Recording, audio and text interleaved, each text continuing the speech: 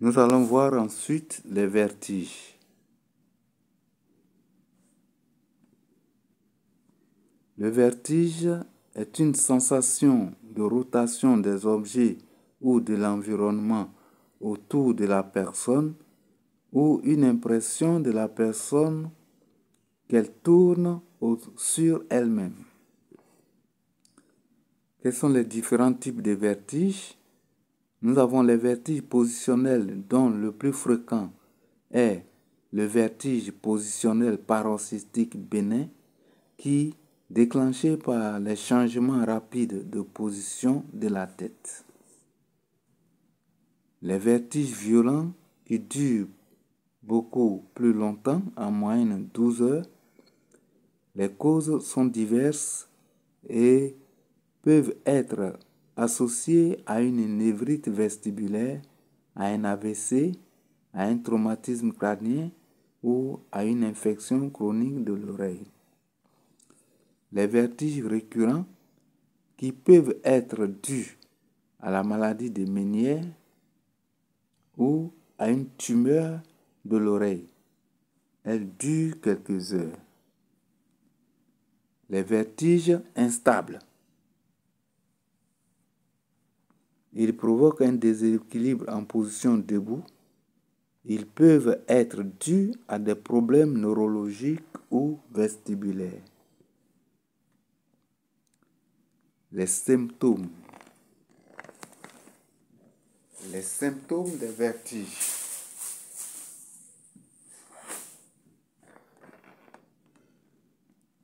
Ils sont différents d'un individu à l'autre.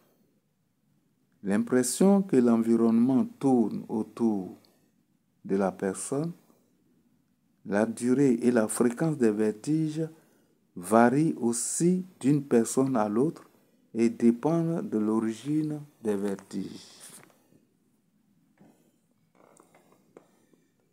Les autres symptômes accompagnateurs. Maux de tête, nausées, vomissements, sueur, perte de l'audition ou bourdonnement.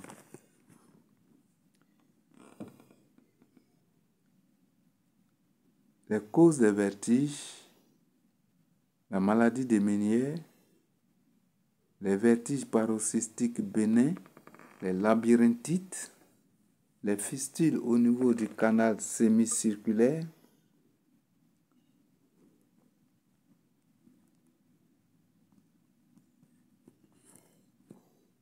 les traumatismes et les fractures du rocher, les intoxications dues à la famille des antibiotiques, des aminoglucosiques, les vertiges d'origine périphérique rétro-labyrinthique, les névrites, les neurinomes du 8, les ischémies du tronc cérébral, la sclérose en plaques, les tumeurs de la fosse postérieure,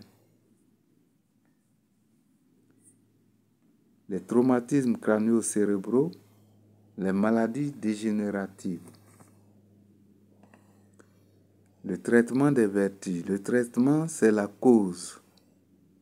Le traitement de la crise, des antiémétiques, des sédatifs, des antivertigineux ou des antihistaminiques. Nous allons décrire brièvement la maladie de Ménière. La maladie de Ménière ou syndrome de Ménière se caractérise par des crises récurrentes de vertige qui s'accompagnent de sifflements ou de bourdonnements et une surdité de perception le plus souvent unilatérale.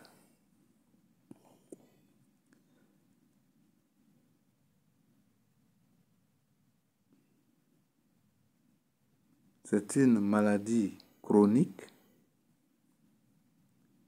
qui a des crises variables et imprévisibles et qui n'a pas de traitement.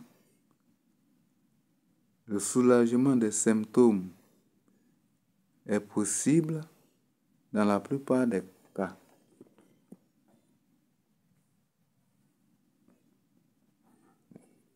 Les causes demeurent inconnues et les symptômes sont causés par un excès d'endolymphe dans l'oreille interne, appelé hydrops endolymphatique. L'endolymphe en excès augmente la pression dans l'oreille interne, ce qui empêche les sons d'être perçus correctement et brouille les signaux d'équilibre envoyés au cerveau.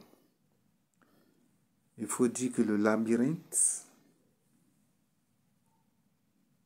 osseux et le labyrinthe membraneux sont séparés par un espace périlymphatique qui est rempli d'un liquide appelé le périlymphe, et le labyrinthe membraneux, lui, baigne dans un liquide qu'on appelle l'endolymphe. C'est cet endolymphe en excès qui va augmenter, provoquer l'hypertension et entraîner la maladie de Meniere.